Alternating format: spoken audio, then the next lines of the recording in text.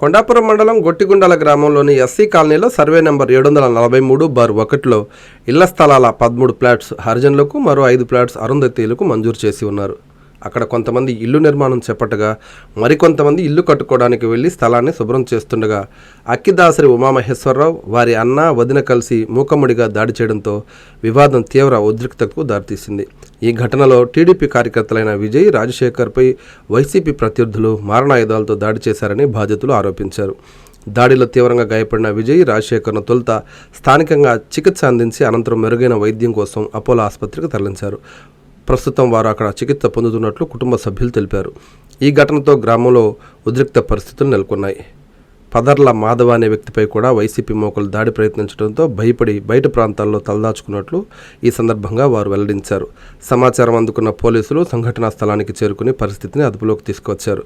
అయితే బాధితులు ఫిర్యాదు చేసినా కేవలం పరిస్థితిని చక్కదిద్దారే కానీ ఫిర్యాదు మేరకు కేసులు నమోదు చేయడం లేదంటూ పోలీసులపై ఆరోపణలు చేశారు. 18 మందిలో 13 పట్టాలు మాలవి, 5 పట్టాలు మాదిరి. వాళ్ళు ఇల్లు కట్టుకున్నారు మాలవిలో. మేము ఇప్పుడు ఎంటర్ అవుతుంటే మమ్మల్ని కట్టుకోలేదు. గతంలో ప్రభుత్వంలో వైసీపీ ఉంది కాబట్టి మమ్మల్ని రానియకుండా, ఎంటర్ కానియకుండా మమ్మల్ని చేశారు. ఇప్పుడు టీడీపీ ప్రభుత్వంలో కూడా మమ్మల్ని ఎంటర్ కానియట్లేదు. మేము పోతే మమ్మల్ని మీద దాడి చేస్తారు. ఈ విషయం సిఐకి, ఎస్ఐకి చెప్పినా కూడా వాళ్ళు పట్టినట్టు ఉన్నారు. పీజీఆర్లు కూడా వేసాము. పీజీఆర్లు వేసినా కూడా మాకు ఎటువంటి పరిష్కారం దొరకలేదు. గొట్టిగుండాల గ్రామంలో మా ఊళ్ళో కోటంగాలమ్మ తల్లి తిరునాళ్ళు జరుగుతుంది. ఆ తిరునాళ్ళు జరిగే సందర్భంలో నేను పెద్దమందిగా వ్యవహరిస్తున్నాను.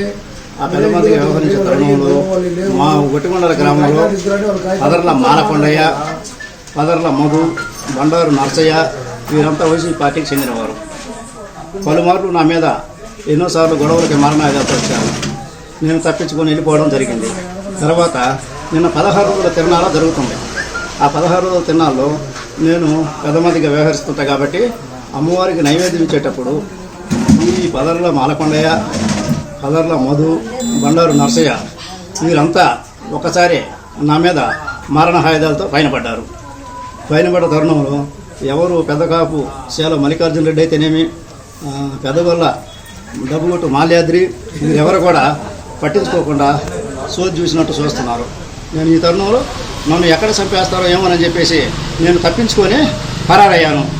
ఉదయాన్నే నేను లేచి సార్ అని ఎస్ఐ గారికి, సిఐ గారికి కంప్లైంట్ ఇచ్చాను.